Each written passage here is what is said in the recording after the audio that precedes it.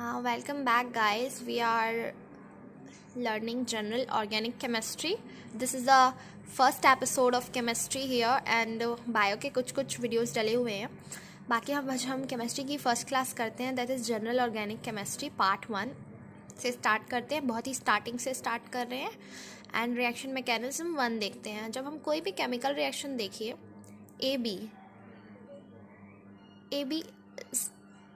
AB is the reactant part and XY उसका reagent है जो AB पे अटैक करेगा. AB पे क्या करेगा? अटैक करेगा. यहाँ पे AB पे अटैक करेगा एंड AB के ये वाला जो बॉन्ड है ये ब्रेक हो जाएगा. तो X इसमें लग जाएगा. That is new bond formation हो रहा है. AX that's like substitution reaction. B को निकालो, X को लगाओ, लाइक दैट.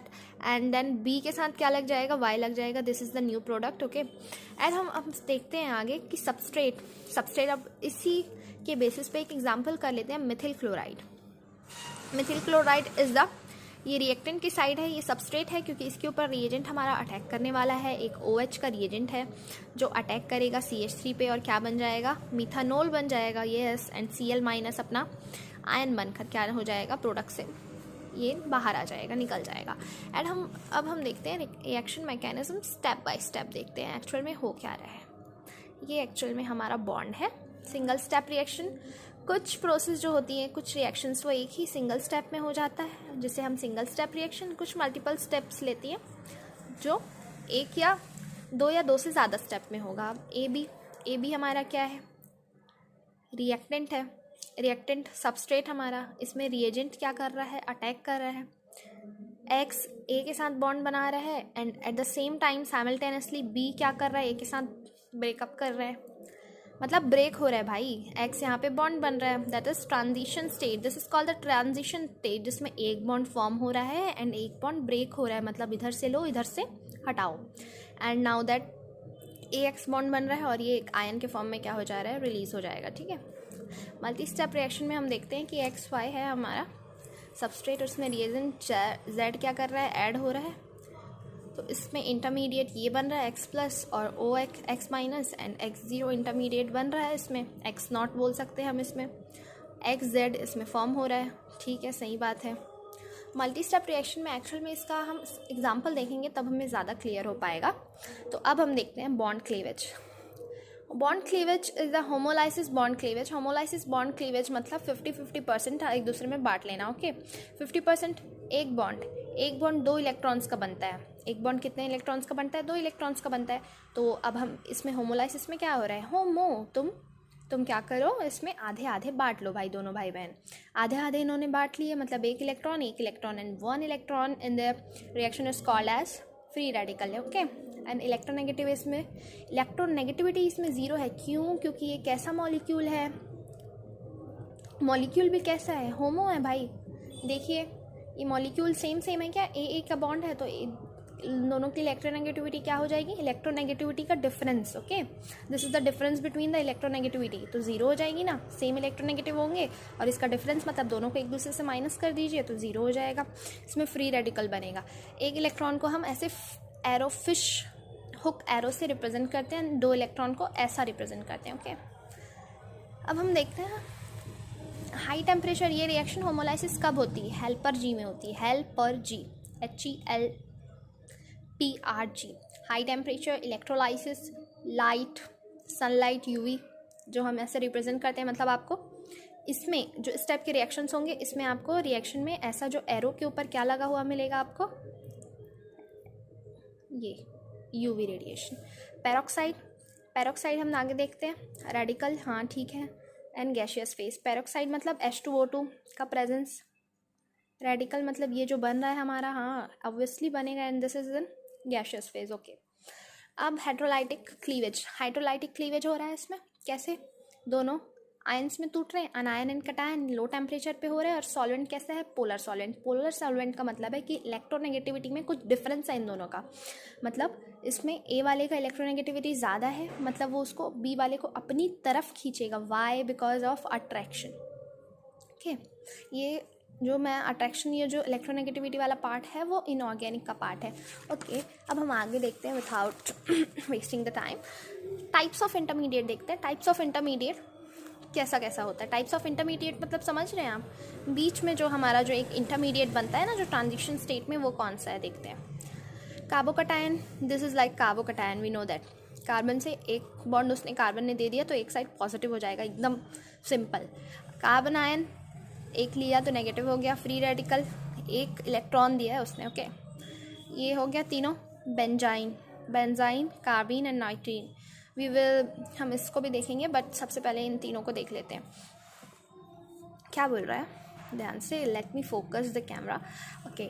कार्बोकटायन बोल रहा है कि इसका मॉलिक्यूलर डायग्राम ये बन गया। ये क्या है, ये क्या रिप्रेजेंट करता है, ये वैकेंट शेल को रिप्रेजेंट करता है, बिकॉज इसने एक दे दिया तो यहाँ पे एक वैकेंट खाली जगह हो गई भाई, ओके। इसने क्या ले लिया, इसने एक लिया है।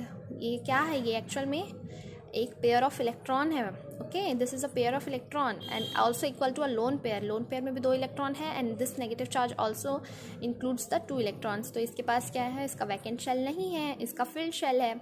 दैट्स वाई sp3, इसमें sp2 एंड इसमें क्या है, एक ही है, इसके वैकेंट में एक ही है, sp2, ओके। अब हम बोल रहे हैं ये ट्राइगोनल प्लेनर है, okay. This is pyramidal, all we know that from inorganic part.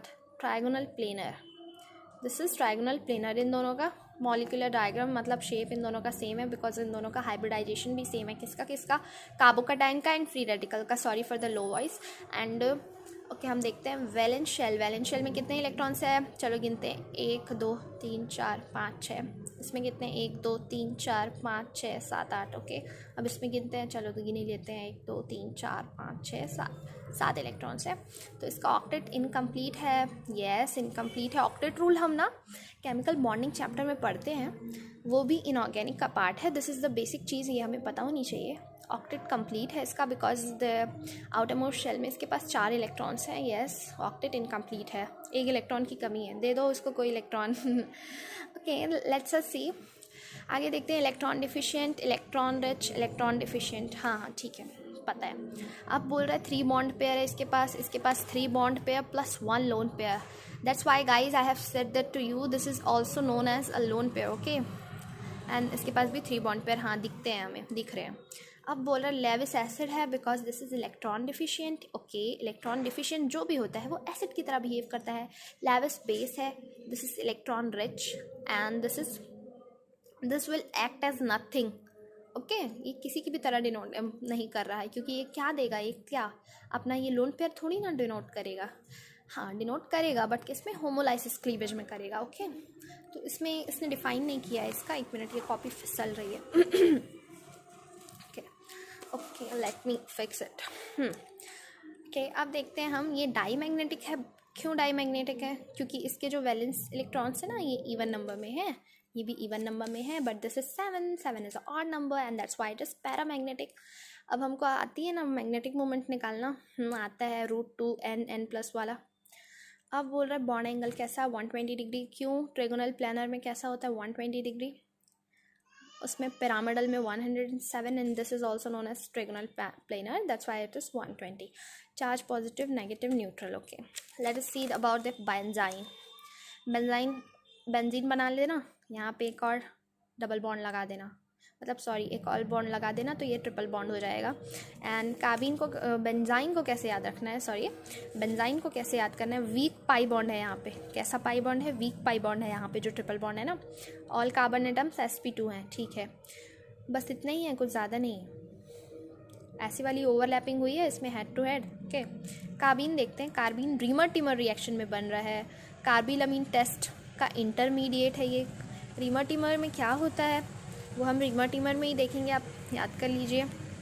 अब बोल रहा है दिस इज़ नोन एज कार्बिन। कार्बिन के पास कार्बन 4 बॉन्ड बनाता है, इधर इसने 2 हाइड्रोजन से बनाए और इसने 2 इसके लोन पेयर, ओके, बना दिया।